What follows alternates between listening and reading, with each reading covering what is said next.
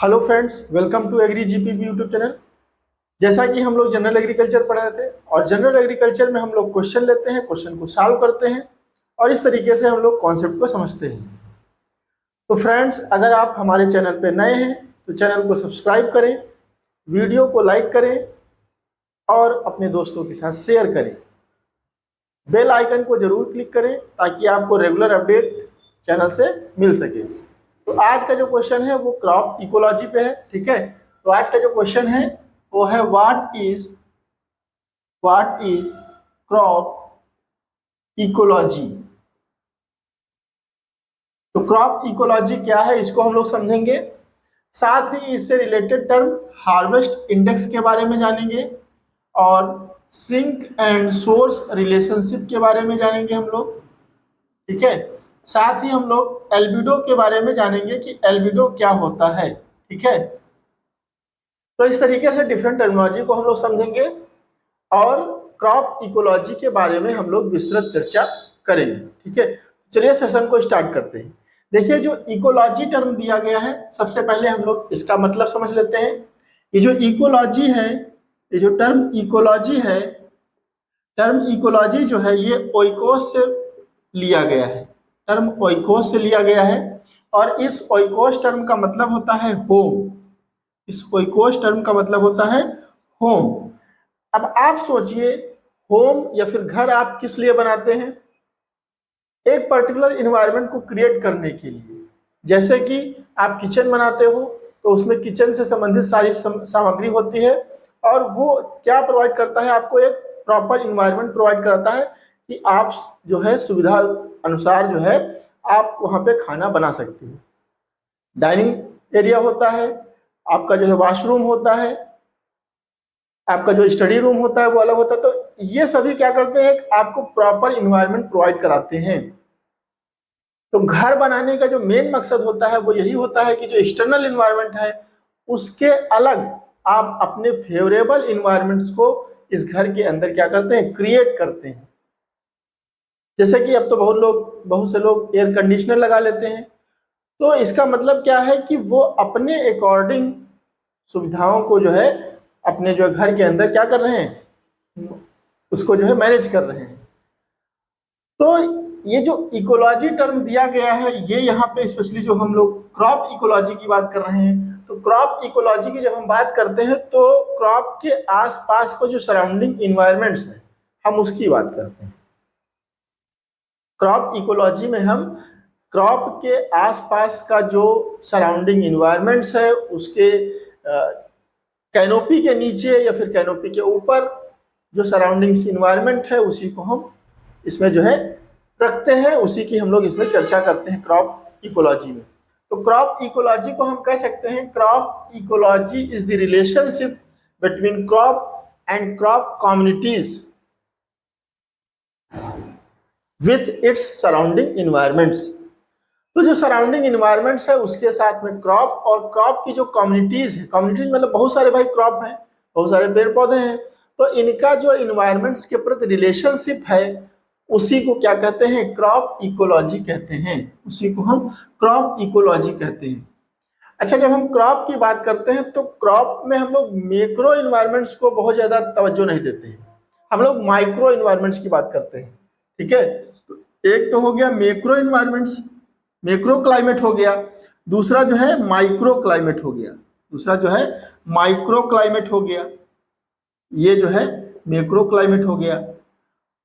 तो देखिए, macro climate क्या होता है, ज्यादा बड़े जो है एरिया में जब हम बात करते हैं क्लाइमेटिक कंडीशंस की या फिर इन्वायरमेंटल कंडीशंस की तो उसको कहते हैं मैक्रो क्लाइमेट। जब हम क्रॉप के सराउंडिंग्स में उसके आसपास ग्राउंड से नीचे या फिर ग्राउंड से ऊपर इन्वायरमेंटल कंडीशंस की बात करते हैं तो उसको हम कहते हैं माइक्रो क्लाइमेट। तो ये एक प्रकार से क्रॉप के पास का एक लोकल क्लाइमेट होता है। ये जो है एक लोकल क्लाइमेट होता है जो कि प्लांट या फिर क्रॉप के पास का जो इन्वायरमेंट होता है जो कि एक्सटर्नल इन्वायरमेंटल कंडीशन से डिफर होता है, उसी को हम क्या कहते हैं, माइक्रो क्लाइमेट कहते हैं। तो ये जो आउटसाइड का एक्सटर्नल इन्वायरमेंट है उससे थोड़ा सा डिफरेंट होगा, और ये लोकल इन्वायरमेंट होगा जिसको हम बोलेंगे माइक्रो क्लाइमेट। तो माइक्रो क्लाइमेट की स्टडी हम लोग जो है क्रॉप इकोलॉजी के अंतर्गत करते हैं कि भाई जो प्लांट्स है उसके आसपास का जो इन्वायरमेंटल कंडीशन है वो किस तरीके की हैं, और वो किस तरीके से प्लांट की ग्रोथ को, प्लांट की डेवलपमेंट को प्रभावित करते हैं। इन सारी चीज़ों की स्टडी हम लोग क्रॉप इकोलॉजी के अंतर्गत करते हैं। तो जब हम एग्रीकल्चर पॉइंट ऑफ व्यू से बात करते हैं क्रॉप इकोलॉजी की या फिर माइक्रो इन्वायरमेंट की, तो हम लोग माइक्रो इन्वायरमेंट को दो तरीके से देखते हैं। माइक्रो इन्वायरमेंट को हम लोग दो तरीके से देखते हैं। एक तो प्लांट लेवल पे माइक्रो इन्वायरमेंट, प्लांट लेवल पे माइक्रो इन्वायरमेंट। दूसरा जो है सॉइल लेवल पे माइक्रो इन्वायरमेंट, सॉइल लेवल पे माइक्रो इन्वायरमेंट। तो प्लांट लेवल पे जो माइक्रो इन्वायरमेंट है इसकी हम लोग पहले चर्चा कर लेते हैं, ठीक है। इसकी हम लोग पहले चर्चा कर लेते हैं। प्लांट लेवल पे जो माइक्रो इन्वायरमेंट है इसकी हम लोग पहले चर्चा कर लेते हैं।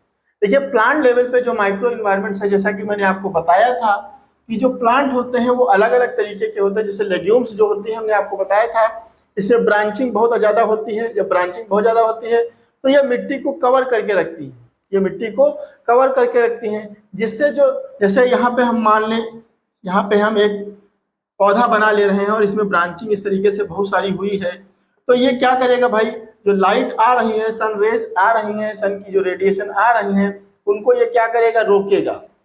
यहाँ पर कम जो है रेडिएशंस आ पाएंगी, तो इस तरीके से ये जो रेडिएशंस है उसके मूवमेंट को रोक रहा है।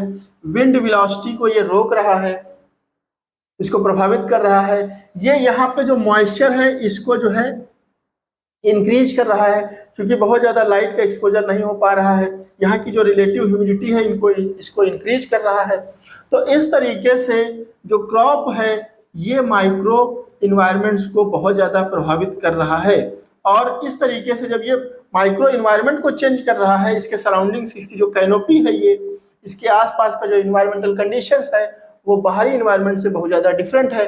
तो इस तरीके से ये अपनी ही ग्रोथ को बहुत तरीके से क्या करता है, प्रभावित करता है। यहाँ तक कि जो सीडलिंग जो निकल रही है सॉइल से, ये भी माइक्रो क्लाइमेट को बहुत ज़्यादा हद तक प्रभावित करती है। क्योंकि ये जो सीडलिंग निकल रही है ग्राउंड सरफेस से, ये जो सीडलिंग निकल रही है ग्राउंड सरफेस से, ये क्या करती है, जो यहाँ से विंड आ रही है इसका जो है थोड़ा सा जो स्पीड है ये डाउन करती है, और यहाँ पे ये शेडिंग, यहाँ पे इसकी जो छाया आएगी उससे कुछ ना कुछ हद तक जो माइक्रो इन्वायरमेंट है वो प्रभावित होता है।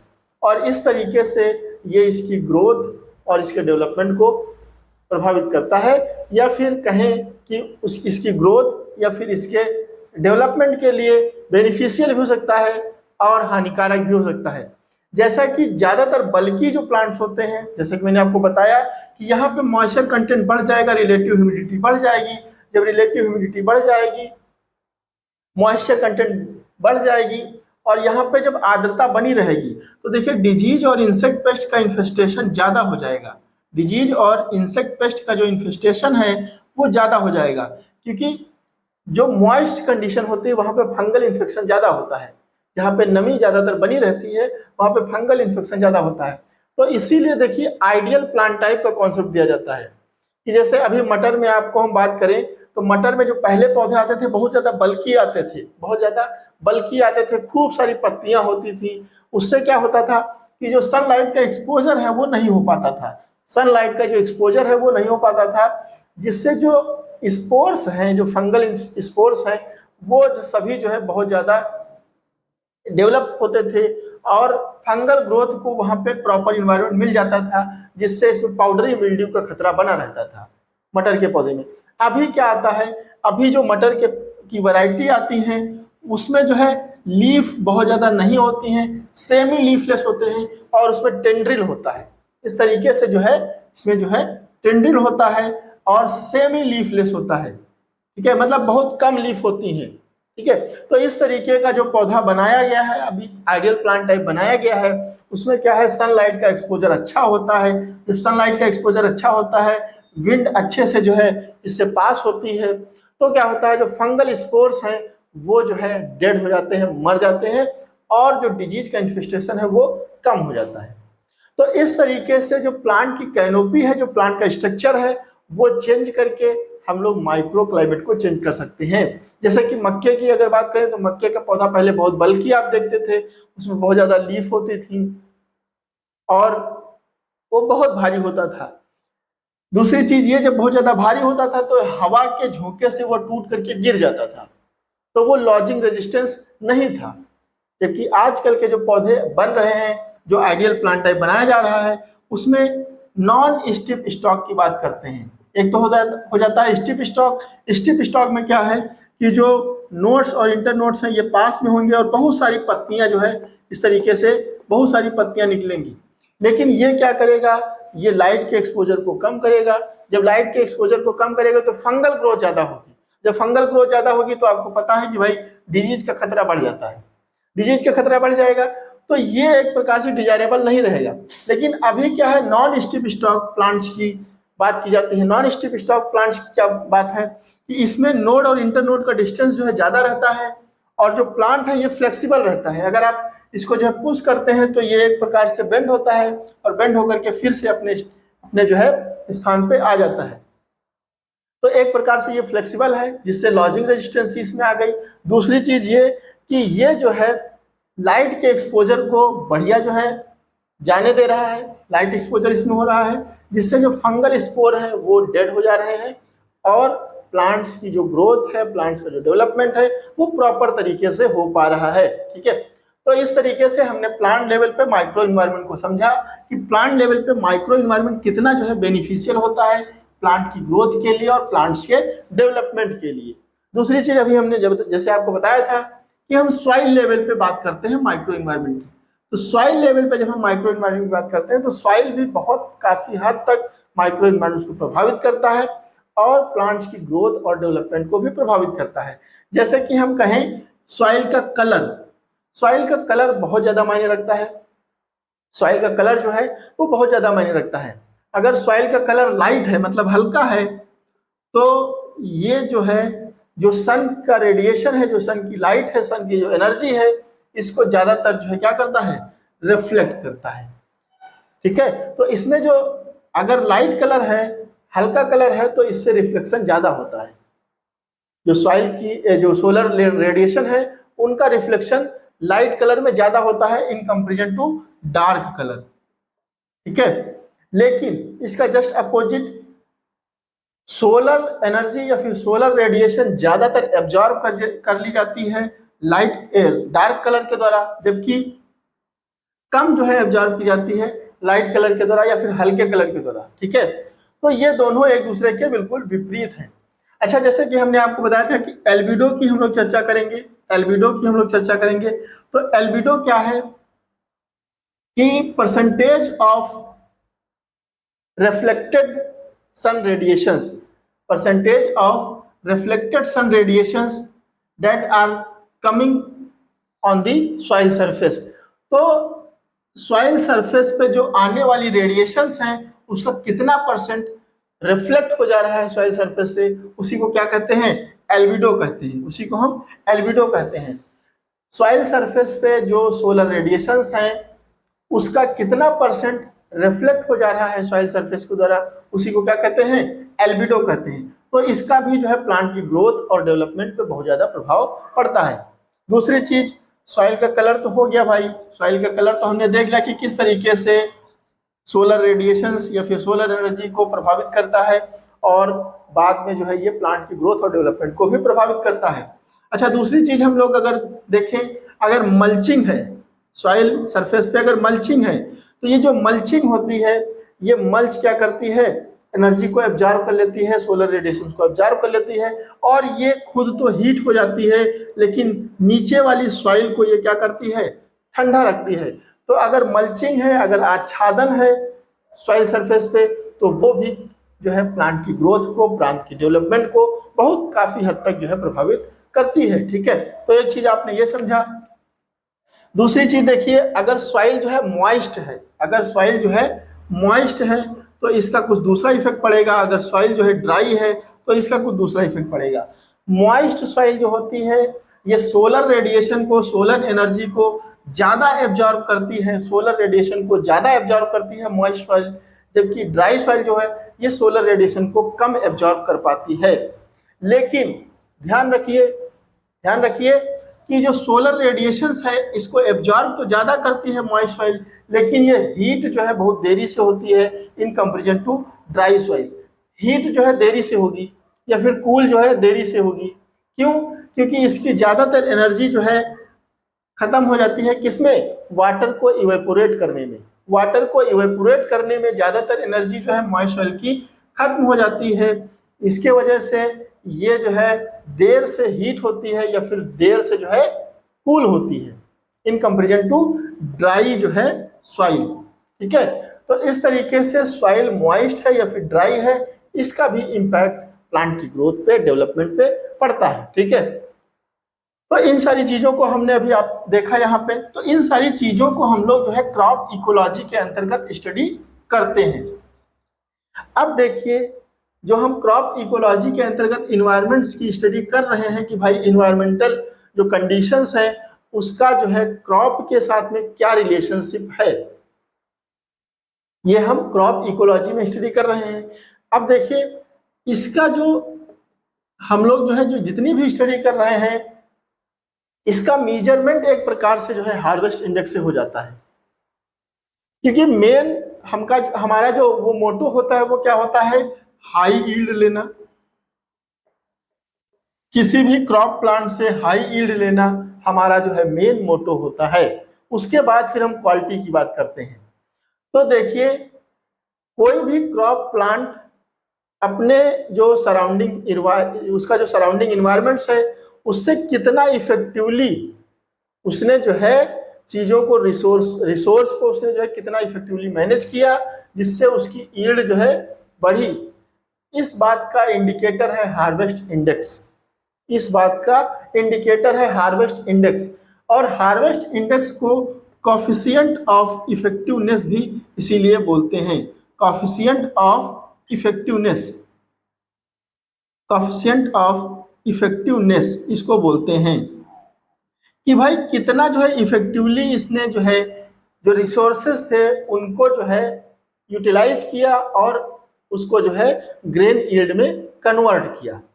ठीक है, तो हार्वेस्ट इंडेक्स का जो फार्मूला होता है ग्रेन यील्ड पर प्लांट बाई बायोलॉजिकल यील्ड पर प्लांट, बायोलॉजिकल यील्ड पर प्लांट इनटू 100। अब देखिए, जब जैसे हमने मटर की बात की तो एक मटर का पौधा आप देख पा रहे हैं, मटर का पौधा आपने देखा होगा। ठीक है, तो एक मटर का पौधा जैसे मान लीजिए है, उस मटर के पौधे को आपने क्या किया भाई, उसको जो है आपने हार्वेस्ट किया। मटर का पौधा आपने जो है एक मटर का पौधा आपने ले लिया भाई, ये मटर का पौधा मान लीजिए हो गया। रूट हटा देंगे। ठीक है, मटर का पौधा आपने ले लिया। इस पूरे मटर के पौधे को जब ये मैच्योर हो जाए तो इस पूरे मटर के पौधे को तौल लेंगे सीड के साथ में, मतलब ग्रेन के साथ में इसको हम तौल लेंगे। तौलने के बाद जो वेट आएगा वो आएगा बायोलॉजिकल यील्ड, वो आएगा बायोलॉजिकल यील्ड। ग्राम में रखते हैं हम लोग, क्योंकि पर प्लांट की बात कर रहे हैं तो ग्राम में रखेंगे। ठीक है, तो इसका जो वेट आएगा पूरे पौधे का ग्रेन के साथ में उसको हम क्या कहेंगे? बायोलॉजिकल यील्ड कहेंगे। सपोज दैट ये जो है आया 50 ग्राम, सपोज दैट ये आ गया कितना? 50 ग्राम। एक पौधे का वेट जो है 50 ग्राम आ गया। इसके बाद हमने जो है इससे सीड निकाल लिया, इससे हमने सीड जो है निकाल लिया, ग्रेन जो है निकाल लिया। इसका जो वेट आया मान लीजिए 25 ग्राम आया, मान लीजिए इसका वेट जो है 25 ग्राम आया। तो अब इससे हम लोग हार्वेस्ट इंडेक्स अगर निकालने की बात करें तो जैसा कि मैंने आपको बताया हार्वेस्ट इंडेक्स का जो फार्मूला है वो है grain yield by biological yield into 100। तो ग्रेन यील्ड कितना आया? 25 ग्राम बाई बायोलॉजिकल यील्ड कितना आया? 50 ग्राम इनटू 100। तो ये कितना हो जाएगा भाई? 50 गुना 100 और 25 इंटू 2 इक्वल टू कितना हो जाएगा? 50% आ गया भाई। तो हार्वेस्ट इंडेक्स कितना है? 50% है। हार्वेस्ट इंडेक्स कितना है? 50% है।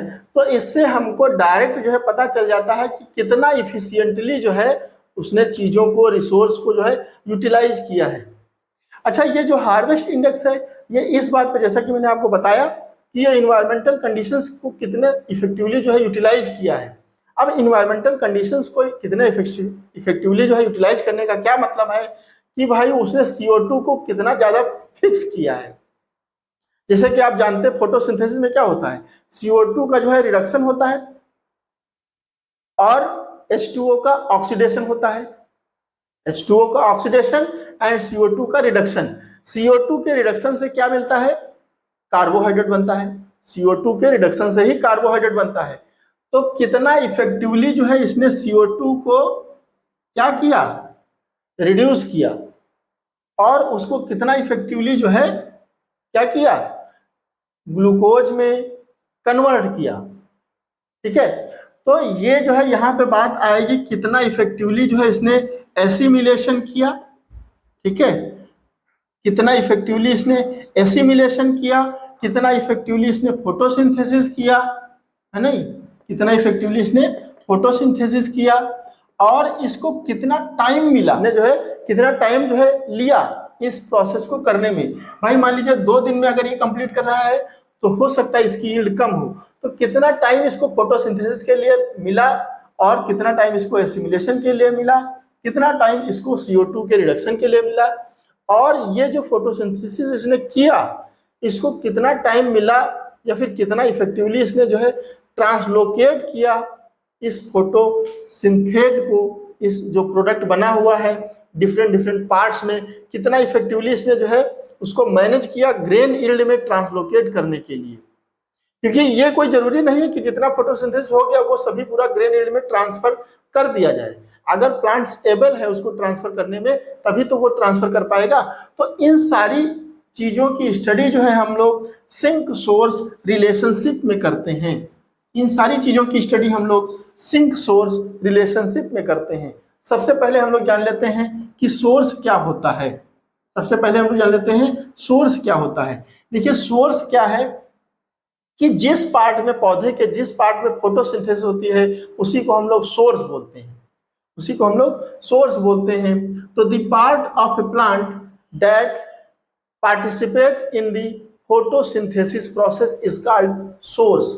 ठीक है, पौधे का ऐसा भाग जो फोटोसिंथेसिस में पार्टिसिपेट करता है उसी को हम क्या कहते हैं, सोर्स कहते हैं। और सिंक क्या है, देखिए सिंक क्या है, सिंक का मतलब होता है पौधे का ऐसा भाग जहां पे ये जो फोटोसिंथेट बने हुए हैं, मतलब जो फोटोसिंथेसिस के दौरान जो प्रोडक्ट बने हुए हैं वो ट्रांसलोकेट होकर के, ट्रांसफर होकर के जहां पे एक्यूमुलेट होते हैं उसको हम क्या कहते हैं, सिंक कहते हैं। जैसे सोर्स की अगर बात करें तो ज्यादातर तो जो लीफ होती हैं ये जो है एज ए सोर्स काम करती है, क्योंकि फोटोसिंथेसिस की प्रक्रिया यहीं पे होती है। हालांकि जितने भी ग्रीन पार्ट होते हैं जैसे स्टेम वगैरह होते हैं तो वहां पर भी फोटोसिंथेसिस की प्रक्रिया होती है। ठीक है, सिंक क्या है भाई, ज्यादातर जो ग्रेन है ये जो है क्या होते हैं, सिंक होते हैं, क्योंकि यहीं पे क्या होता है जो फोटोसिंथेटिक प्रोडक्ट हैं वो जो है क्या होते हैं, स्टोर होते हैं। लेकिन पालक की अगर बात करें तो यहाँ पे लीफ जो है एज ए सिंक होती हैं और ये एज ए सोर्स भी काम करती हैं। ठीक है, तो इस तरीके से सोर्स और सिंक रिलेशनशिप के थ्रू हम लोग समझ सकते हैं कि इसका हार्वेस्ट इंडेक्स क्या आएगा या फिर इसका जो उत्पादन है वो क्या रहेगा। तो इसमें जो है हम लोग, जैसे कि मैंने आपको बताया कि प्लांट्स ने कितना इफेक्टिवली फोटोसिंथेसिस किया, कितना इफेक्टिवली उसने जो है CO2 को रिड्यूस किया, मतलब उसने जो है CO2 को ग्लूकोज में जो है या फिर फूड मटेरियल में उसने कन्वर्ट किया, और कन्वर्ट करने के साथ साथ उसने कितना इफेक्टिवली उन चीजों को एसिमिलेट किया। देखिए एसिमिलेट आप नहीं समझ पा रहे होंगे, लेकिन इसका जब हिंदी में जानेंगे अर्थ, इसका मतलब होता है स्वांगीकरण। जैसे कि आपने खा तो बहुत चीजें ली, लेकिन उसका कितना परसेंटेज आपने एसिमिलेट किया, मतलब अपने अंगों के निर्माण में कितना उसको जो है आपने यूटिलाइज किया। स्वांगीकरण, स्व अंगीकरण। तो एसिमिलेशन का यही मतलब होता है कि जो आपने एक्सटर्नल चीजें खाई हुई हैं उनको अपने अंगों के निर्माण में कितना आपने जो है उसको यूटिलाइज किया, उसी को कहते हैं एसिमिलेशन। तो कितना इफेक्टिवली जो है इसने इन चीजों को अपने जो है बॉडी बिल्डअप में या फिर ग्रेन, जैसा कि हम कह रहे हैं कि हमारा जो मेन पर्पस है वो यील्ड लेना है, तो कितना इफेक्टिवली इसने ग्रेन के फॉर्मेशन में इन सारी चीजों को यूटिलाइज किया, ये सारी चीजें हम लोग सिंक सोर्स रिलेशनशिप में जो है स्टडी करते हैं। ठीक है, अब देखिए जो जैसा कि हमने आपको बताया हार्वेस्ट इंडेक्स को कॉफिशिएंट ऑफ इफेक्टिवनेस भी बोलते हैं। तो कॉफिशिएंट ऑफ इफेक्टिवनेस का जो फार्मूला होता है, कॉफिशिएंट ऑफ इफेक्टिवनेस का जो फार्मूला होता है वो होता है सिंक बाई सोर्स इनटू 100। ठीक है, तो इस तरीके से हमने क्रॉप इकोलॉजी को समझा, हमने जो वेरियस एस्पेक्ट थे इससे रिलेटेड उन चीजों को समझा। आज के लिए बस इतना ही, मिलते हैं नेक्स्ट वीडियो में। Thank you very much for listening to me.